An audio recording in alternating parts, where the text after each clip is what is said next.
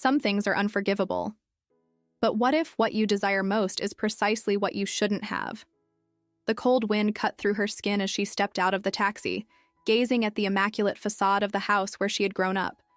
Despite the years away, nothing seemed to have changed. The perfectly manicured lawn, the windows gleaming in the sunset light, the suffocating feeling of a home that had never really been hers. Claire took a deep breath before ringing the doorbell. The sound echoed through the house, and within seconds the door opened, revealing the woman she hadn't seen in so long. "Mom?" Margaret Donovan looked impeccable as always, her blonde hair pulled back in an elegant bun, her smile controlled, lacking any trace of genuine emotion. "Claire, I thought you would arrive earlier." "No hug, no, I missed you."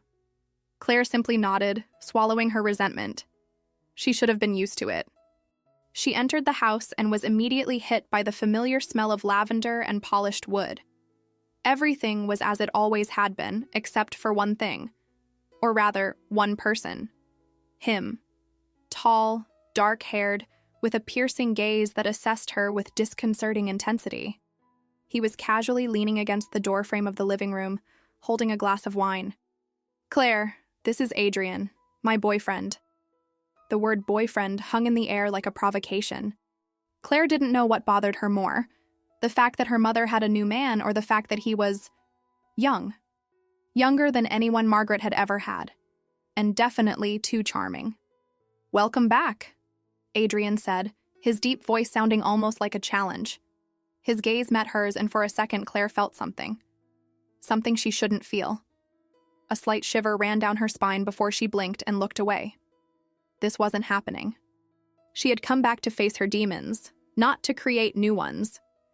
The sound of cutlery clinking against plates was the only thing filling the awkward silence at the table. The welcome dinner had everything to be pleasant, at least in theory. Margaret was in her best role as the perfect hostess, pouring wine, smiling at the right moments, ignoring any hint of tension in the air. Claire, on the other hand, felt every second of that dinner as a silent battle. The atmosphere was refined, the food impeccable, but everything felt out of place. Maybe it was because, after years of not stepping foot there, she felt like an intruder in her own home. Or maybe it was because of him. Adrian. Since they had sat down at the table, Claire had avoided looking in his direction as much as possible, but his presence was a constant. Every word spoken, every subtle movement, everything made her too aware that he was there. And worst of all, he noticed too. "So, Claire," Adrian broke the silence, setting his wine glass down on the table. "Your mother told me you lived in Chicago for the last few years. What brought you back?" Claire slowly lifted her gaze. He was looking at her with genuine interest, but there was something else there. Something in his eyes that made her feel scrutinized, read. "Personal matters," she replied, cutting a piece of meat on her plate without much desire to eat. Margaret, always concerned with appearances, seized the opportunity to intervene. "Claire has always had this habit of keeping everything to herself, but I suppose family is still important enough to bring her back." Claire felt the jab and smiled without humor. "Of course, Mom. Family has always been our priority, hasn't it?" Margaret simply smiled, but the sparkle in her eyes made it clear that the covert war between mother and daughter remained intact. That's when Claire felt it. A touch. Subtle. Almost imperceptible. Adrian's foot brushing against hers under the table. The air suddenly grew heavy. Claire froze, the fork hovering midway to her mouth. It could have been an accident, an innocent movement.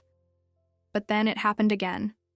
He wasn't looking directly at her, but something about him seemed tense, as if he were testing something, waiting for a reaction. Claire's heart raced. She could simply pull her leg away, pretend nothing had happened. But instead, she remained still. Margaret continued talking about some charity event, oblivious to the electricity forming beside her. Claire lifted her wine glass, taking a slow sip, trying to regain control. When she finally dared to glance at Adrian, she found his eyes waiting for hers. It was subtle, discreet, but it was there. That dangerous spark that Claire definitely shouldn't want to feed. Claire had never liked to lose. As a child, she learned the rules just to break them the right way. As she grew up, she mastered the art of testing limits without completely crossing them. But in that house, with her mother always ahead, always superior, Claire never had much space to win. Now, watching Adrian leaning against the living room sofa, something inside her said this game would be different. "So, what exactly do you do, Adrian?" she asked casually as she traced her finger around the rim of her wineglass. He raised an eyebrow, slightly surprised by her sudden interest. "I work in investments. Wealth management." So, my mother chose well." He smiled, one of those smiles that seemed to hide something. "I would say it was a mutual choice." Claire took a sip of the wine, keeping her gaze fixed on his. Margaret was upstairs, probably on the phone, leaving them alone for a few minutes. She leaned slightly forward, resting her elbow on the arm of the sofa. "Do you always go for older women?" The question came out as a calculated provocation, and Claire didn't miss the subtle way his jaw tensed. "I'm interested in interesting women." The answer came without hesitation. Claire smiled. He was playing too. The silence that followed was charged with something indescribable, dense, almost palpable. Claire ran her fingers through her hair, a carefree gesture, but entirely intentional. She noticed when Adrian's gaze followed the movement, too quick to be accidental, so that was it. He could pretend to resist, but his body told another story. "Good answer," she murmured, slowly crossing her legs. Adrian kept a stoic expression, but Claire saw how he took a deep breath, as if he needed a second to regain control. "You like to provoke, don't you?" he asked, his voice a little rougher. "I like to see how far people will go before they give up." He chuckled softly, shaking his head. "Be careful, Claire. Games can get out of control." She tilted her head to the side, feigning innocence. "And you, Adrian? Are you already in control?" His eyes met hers. The tension between them was like a rope stretched to its limit, ready to snap. Margaret's voice echoed down the hallway before either of them could say anything more. "Adrian, can you help me up here?" The spell was broken. He hesitated for a second before standing up, adjusting his shirt and looking away. "Sure," he replied before leaving the room. Claire stood there alone, a light smile on her lips. She still didn't know exactly what she wanted from this game, but one thing was certain.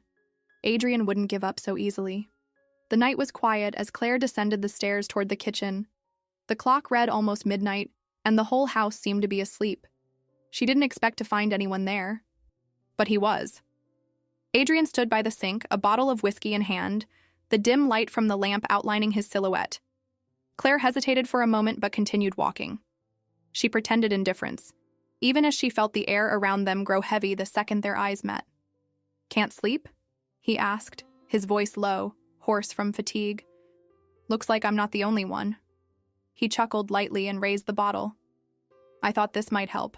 Want some?" She should say no. But Claire wasn't the type to do what she should. "Why not?"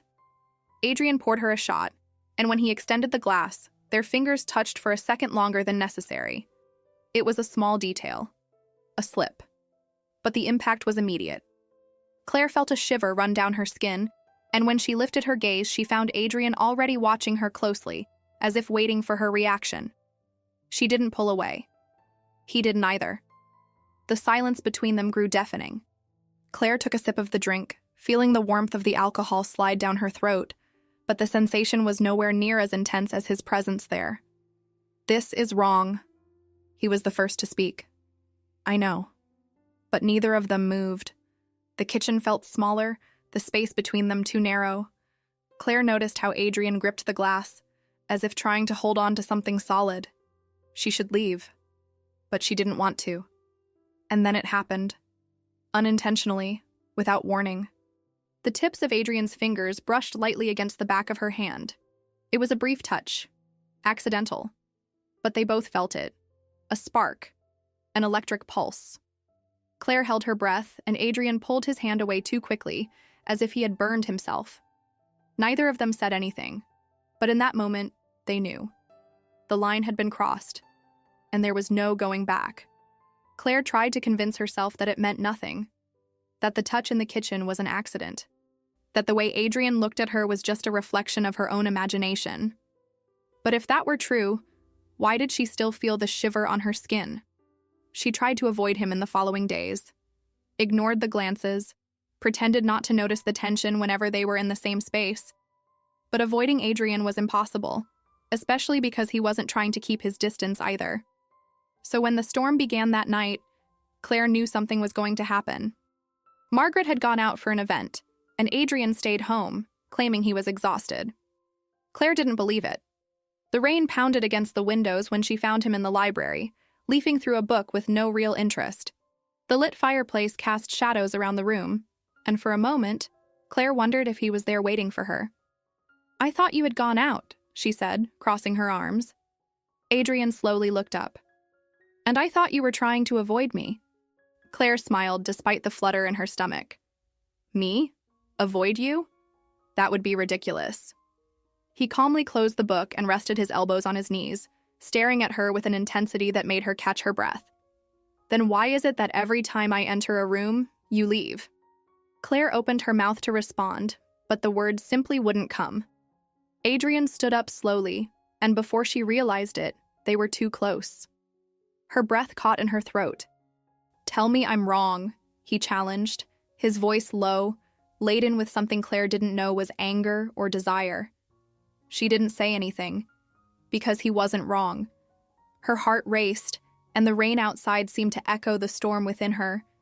Adrian didn't move, but Claire felt the tension vibrating between them, like an electric current ready to explode. "Claire!" His voice was almost a whisper. It was then that she acted. It was then that she tested him. One step forward. Just one. And it was enough. Adrian cupped her face in his hands before she could process it. The kiss happened quickly, intensely, like a fire starting. Claire tasted the whiskey, felt the heat of his hands, the way their bodies fit together so naturally that it seemed inevitable. But then, as quickly as it started, Adrian pulled back. His eyes were dark, his breath uneven. "This can't happen," he said. But his voice didn't sound firm. Claire didn't respond. Because looking at him in that moment, she knew the truth. He could say whatever he wanted. But his eyes said something else.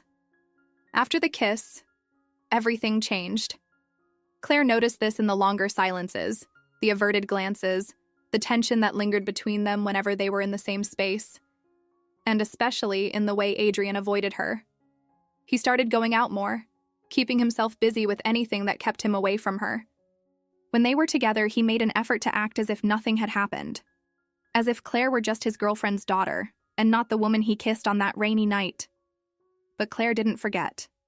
She didn't forget the way his hands held her face, the urgency in the kiss, the way he pulled away as if he were running from something he could no longer deny. And maybe she wasn't the only one who couldn't forget. She noticed in the small details, the way Adrian tensed up when she walked by, the too quick glance he threw when he thought no one was watching. He was trying to ignore her, but Claire was never someone easy to ignore.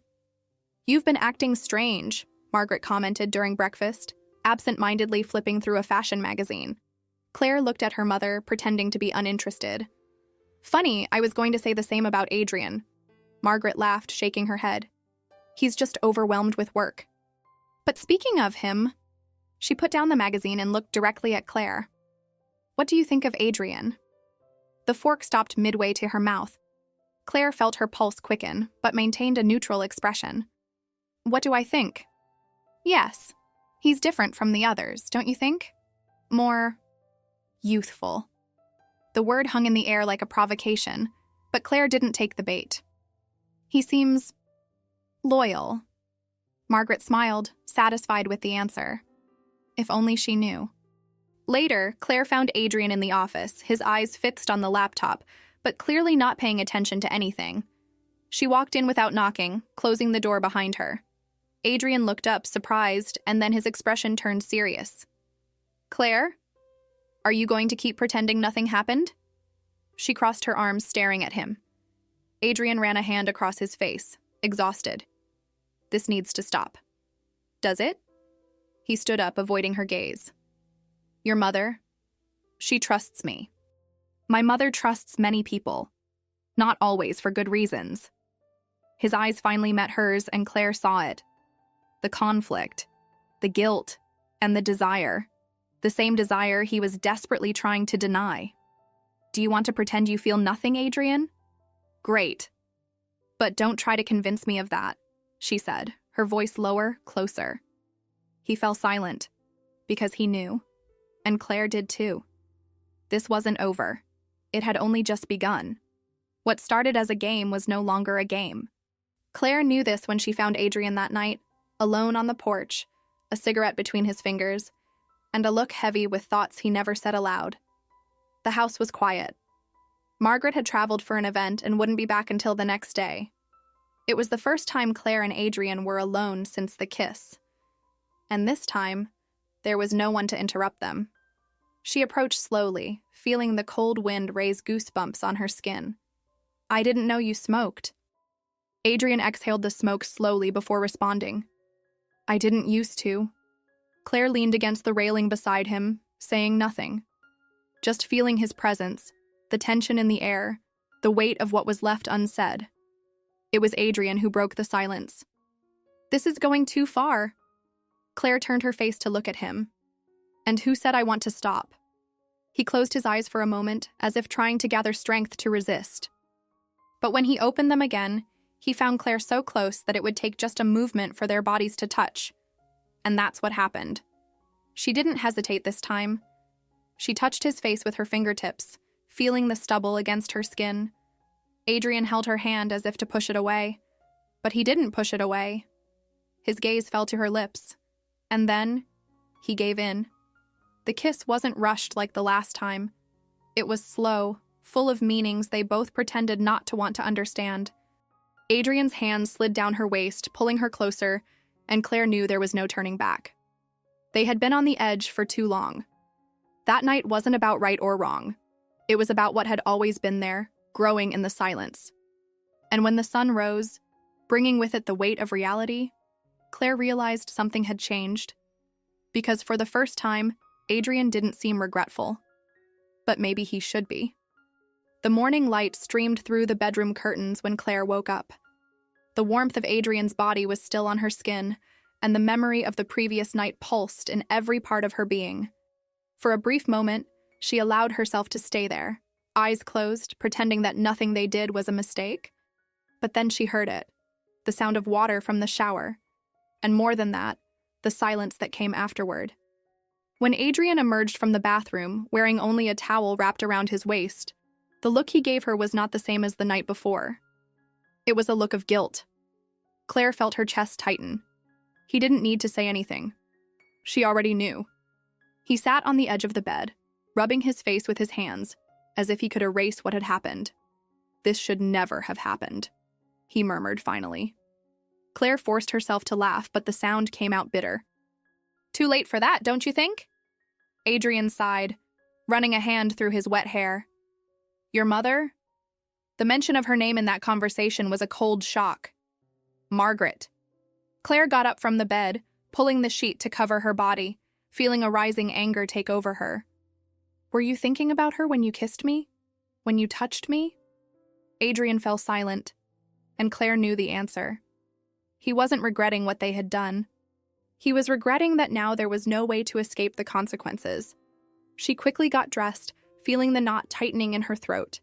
Guilt had never been a problem for her, but this time, the weight of it all began to feel suffocating. That night, when Margaret came home, Claire realized there was something worse than guilt. The happy look on her mother's face as she talked about future plans with Adrian, and worse than that, the way he avoided looking at Claire. The secret between the two of them was like a storm about to break, and when it did, no one would come out unscathed. The silence screamed between them. Claire felt the weight of the secret every time she locked eyes with Adrian, every word exchanged with Margaret, every moment she pretended nothing had happened. But the problem with a secret is that it never stays buried for long. And that night, everything crumbled. Claire was in the kitchen, distracted, when she heard footsteps approaching. When she turned, she found Adrian standing in the doorway, his expression heavy with something she didn't know was guilt or desperation. "We need to talk," he said, his voice low and tense. She set the wine glass down on the counter. "Now you want to talk? After avoiding me for days?" He sighed, running a hand through his hair, clearly frustrated. "Claire, This needs to stop. She crossed her arms, feeling anger burning inside her. You want to stop? Great. Then tell me that night meant nothing. Adrian opened his mouth but said nothing. And it was at that exact moment that Claire's world collapsed. What's going on here? Margaret's voice cut through the silence like a blade. Claire froze. Adrian did too. Margaret was standing in the kitchen entrance, her eyes moving from one to the other, analyzing every detail. And then Claire saw it. The exact moment her mother understood everything. Shock came first, then disbelief, and then fury. Tell me this isn't what I think it is, Margaret whispered, but her voice was loaded with something that made Claire shudder. Claire wanted to say something, wanted to lie, but she couldn't, because deep down, a part of her wanted her mother to know, because that had always been the real game, hadn't it? Punishing Margaret. Adrian stepped away from Claire as if her touch burned him. Margaret, He tried to speak, but his voice failed. Margaret stepped back as if she needed space to process. Her face was pale, but her eyes were filled with something cruel when they turned to Claire. I always knew you hated me, she said, her voice sharp as broken glass. But I never imagined you could do this. Those words were a punch to Claire's chest, because deep down, she knew it was true. She didn't want Adrian. She wanted revenge. But now, looking at her mother's devastated face, she wondered, was it worth it? The silence that followed was worse than any scream. Margaret stood there, motionless, her eyes fixed on Claire as if trying to see something she had never seen before. Maybe she was trying to understand when her daughter became this woman. Maybe she was trying to understand when she lost control over her. Claire opened her mouth to speak, but Margaret raised her hand, cutting off any attempt at explanation. No, she said, her voice cold, hard. I don't want to hear it. Adrian ran his hand across his face, visibly desperate. Margaret, You? She laughed, a humorless sound, heavy with anger. You're a traitor, Adrian. But Her eyes turned back to Claire, now filled with something much worse than anger. She is my daughter. The weight of those words crashed down on Claire like a suffocating wave, because deep down, Margaret didn't seem surprised. She seemed hurt. She seemed destroyed. And Claire didn't know how to deal with that. This wasn't about you, Claire finally said, her voice quieter than she intended. Not? Margaret tilted her head, a bitter smile on her lips. Then tell me, Claire. Why? Claire felt the knot tighten in her throat. She could lie.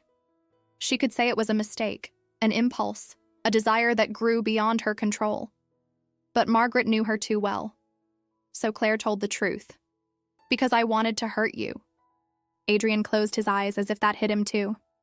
Margaret laughed again, but her eyes were filled with tears she refused to shed. You did. And then, without another word, she turned and left the kitchen, leaving Claire alone with the consequences of what she had done. What remained after the chaos, Adrian stood there, silent. But Claire could no longer look at him. Because now, after everything, she saw the truth. This was never about love. It was never about Adrian. It was about her and her mother, about years of resentment, unspoken grievances, a relationship built on competition and distance. And now, Claire was alone. I'm sorry, Adrian said, but his voice lacked strength. Claire gave a weak, tired laugh. Not more than I am. She didn't wait to see what he would say next. The only thing she knew was that she couldn't stay there any longer. And then, as she always did when things got tough, Claire grabbed her suitcase and left. But this time, running away didn't feel like a victory. It felt exactly like what it was, a defeat. And now, I want to know, what would you do in Claire's place? Did she make the right decision, or should she have stayed to face the consequences? Comment here and tell me your opinion. Don't forget to subscribe to the channel and activate the notification bell so you don't miss any stories.